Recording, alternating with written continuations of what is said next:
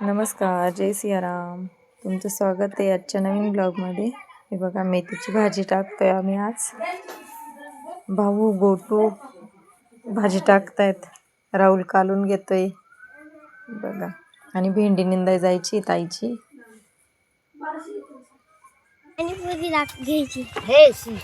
ती पाणीपुरी चव नाही लागत, आपण संध्याकाळी करू. अरे अरे चित्र लागत ती. बघा किती हट्ट करतो निकुंज पाणीपुरी खायसाठी. पाणीपुरी आल्या. चला जेवाय सुट्टी झाली. एवढा लेट पाहिजे ना आता.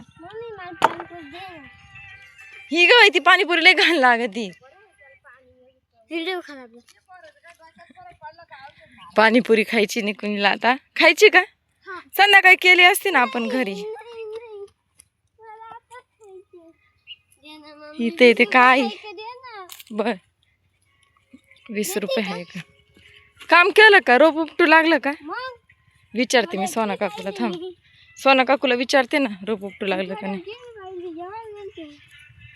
जेव्हा गेलता बाबू आम्ही कवा चालू होतो कामाला, पण आम्हाला जेवायला टाइम झाला आणि हा जेवून आला होता तरी त्याला सुट्टी लवकर दिली. बघा आमचा शेतकरी, छोटा शेतकरी आमचा.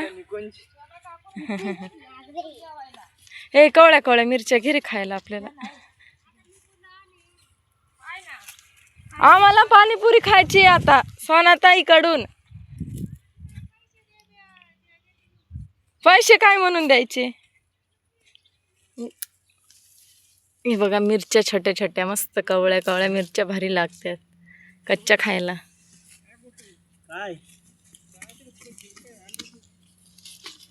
हा मोठा होता बघा गिलक. तर मी गिलक तोडते. गिलक्याचे काय भजे करते का भाजी करतात काय माहिती आता. त्या दिवशी नेले केले का गिलके? दिले नाही बघा. रात्री करून खातात गपचीप. हा पोरगा ना रात्रीच खातो, मला देत नाही. हा काकडी नाही ती गिलक. अरे तोडू नको, काकाला दे, काका भाजी करणार आहे. आता पा शेजारी असे करून खायचं ना आम्हाला द्यायचं नाही. हा लक्षात नाही राहिलं. गोटूला लक्षात नाही राहिले मी आहे का नाही असं. मला खाऊन झाले तुमचं देणार. मी खाल्ल्यावर मग लक्षात आलं गोटूच्या. बस झाल्या ह्या मिरच्या कच्च्या खायला घेतले. निकुंजला वाटलं गिलक काकडीच आहे, त्याने मोडली खायसाठी. काकडीच आहे वाटलं ना तुला? घे ना, घे घे, धुवून घेता येते. भेंड्या निवरून गेल्या त्या निपर. भेंड्याची आमटी भारी लागते बघ. चला जेवण करू. मम्मी भेंडी निंदतीये. हे बघा असं भेंड्याचं झाड आहे. वातावरण कसं आहे दाखव ना. वातावरण हे बघा असे खूप छान वातावरण आहे.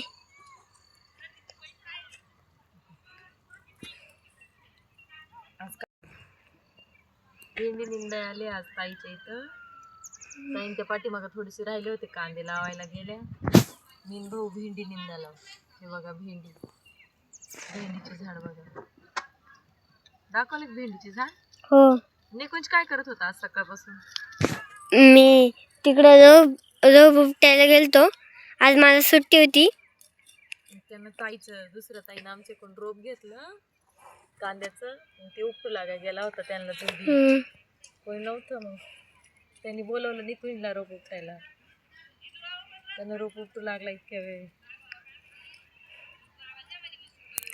थोडा जाऊन उपटूला मग घरी जा. तोपर्यंत येतेच मी. मम्मी पण चाय करते तुलाच माहिती. मम्मी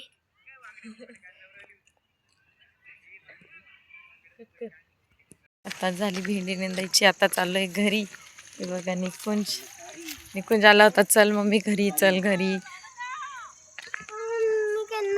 हो ना, नको चलू का म्हणाल का. तर आता ब्लॉगला इथंच एंड करते. आमच्या चॅनलला सबस्क्राईब करा, लाईक करा, कमेंट करा, शेअर करा. बाय. बाय. जय सियाराम.